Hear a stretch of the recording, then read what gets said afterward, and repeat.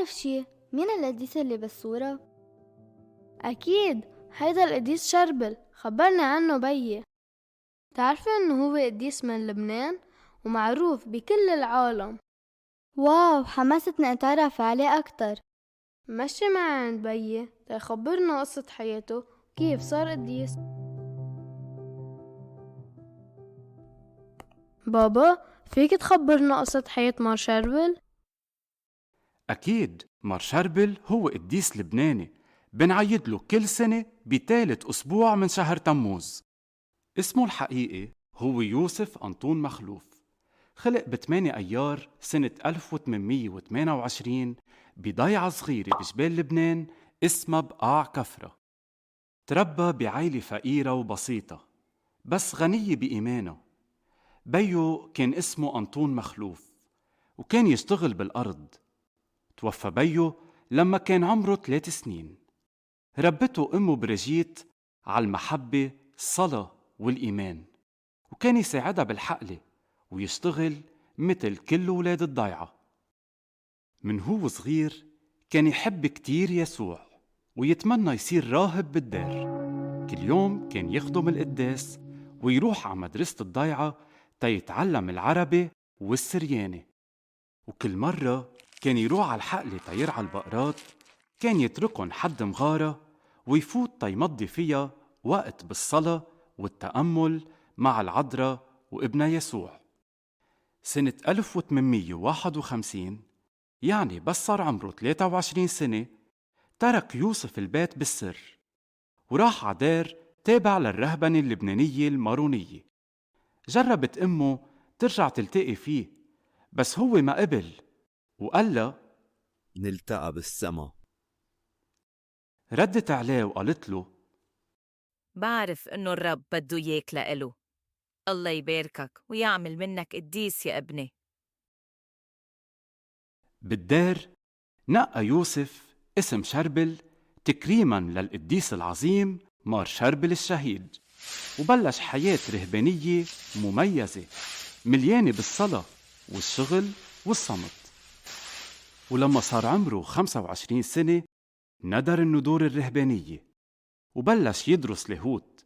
وبعد كم سنة وتحديداً بعمر 31 صار أبونا. كان يمضي ساعات طويلة بالصوم والصلاة، يشتغل بالأرض، يعلم ويساعد بالرهبنة. بعمر 47 سنة طلب الإذن لحتى يتنسك، يعني لحتى يعيش وحده بعيد عن العالم ويكرس كل حياته لله. بالأول رؤسائه بالدار ما وافقوا وطلبوا من الله يعطيهم علامة. وبليلة من الليالي في شبان حبوا يمزحوا مع أبونا شربل، فعبوله القنديل مي بدل الزيت وعطشوه إياه. ورغم هالشي ضوى القنديل بالمي. معقول المي بتضوي؟ كيف صار هيك؟ لازم نخبر رئيس الدار.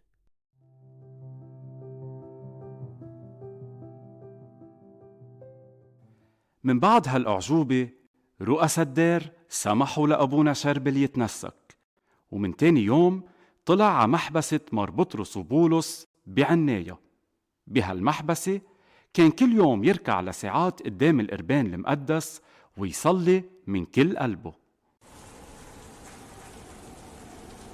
وبيوم من الأيام صار في عاصفة قوية ونزلت نار على المحبسة، ولعت الحيط وحرقت شراشف المذبح. بس مار شربل كان عم بيصلي وما تحرك من محله. ركضوا الرهبان تيشوفوا شو صار. تفاجئوا لما شافوه قاعد بسلام ما كأنه صار شي حده. يا ابونا شربيل، ليش ما هربت؟ نار حوالينا. رد عليهم بكل هدوء والابتسامة على وجهه. ما تخافوش، النار طفيت لحالها. بحياته على الأرض اشتهر أبونا شربل بقداسته. كانوا الناس يجوا لعنده من مناطق بعيدة تيطلبوا صلاته ويسمعوا نصايحه، وعجايب كتيرة صارت بشفاعته. ومرة كان عم بيقدس مثل عادته ووقع على الأرض من المرض. توفى مار شربل بليلة عيد الميلاد، وهالشي كان علامة عظيمة لقداسته، كونه ولد بالسما بنفس الليلة اللي ولد فيها يسوع على الأرض. بعد وفاته ظهر نور قوي من قبره، وكتار من الناس من كل البلدان شفيوا من أمراضهم بشفاعته.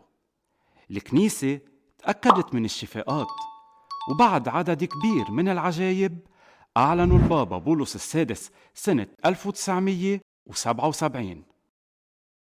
اليوم مار شربل هو قديس عم بيعمل عجايب بكل العالم، والناس كلها بتحبه بلبنان وبكل البلدان.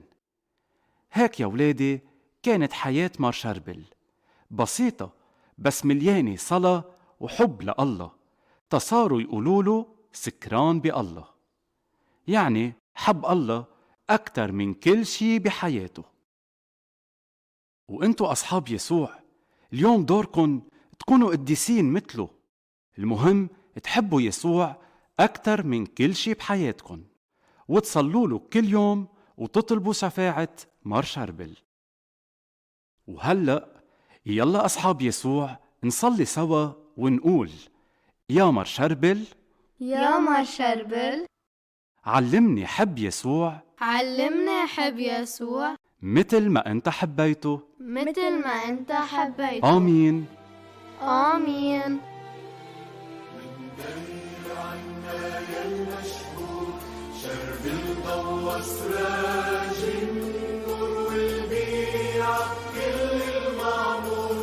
بتصلي وبتتمنى يا شرب